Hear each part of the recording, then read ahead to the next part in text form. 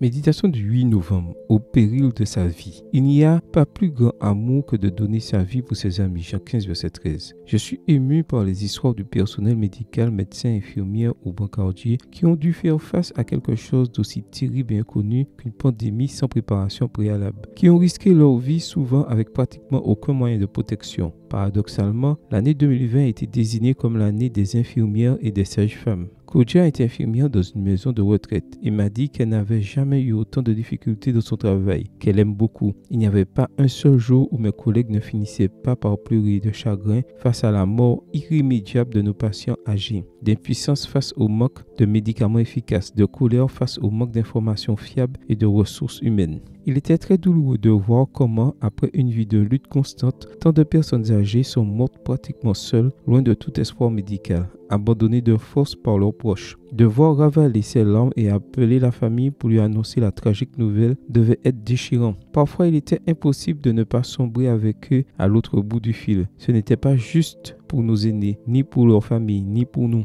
Nous n'étions pas préparés à une telle situation, sachant que nous risquions chaque jour notre vie. Beaucoup d'entre nous ont dû quitter leur maison pour ne pas mettre leur famille en danger, sans savoir ce qui allait leur arriver. Face au manque de personnel, pour cause de maladies, d'enfermement ou de surpopulation, de nombreuses infirmières n'ayant pas encore obtenu leur diplôme se sont portées volontaires pour travailler. Elles n'étaient préparées ni professionnellement ni psychologiquement à une telle charge de responsabilité et de risque. La plupart d'entre elles ont été confrontées à la mort pour la première fois. Certaines ont succombé à la peur et se sont confinées. Lorsque je lui ai demandé pourquoi elle avait continué alors qu'elle n'avait presque plus d'énergie, elle m'a répondu « Je ne sais pas. Tu m'as donné une force et un amour qui n'étaient pas les miens. » Je suis même restée heureuse dans mon lieu de service, encouragée par la promesse de Dieu que celui qui voudra sauver sa vie la perdra, mais celui qui la perdra à cause de moi la trouvera. Matthieu 16, verset 25. Si je devais à nouveau faire face à une situation similaire, je ferais de même avec l'encouragement du Christ. Seigneur, donne-moi la force que je n'ai pas pour aimer ceux qui ont besoin de moi dans la mesure de mes possibilités. Amen.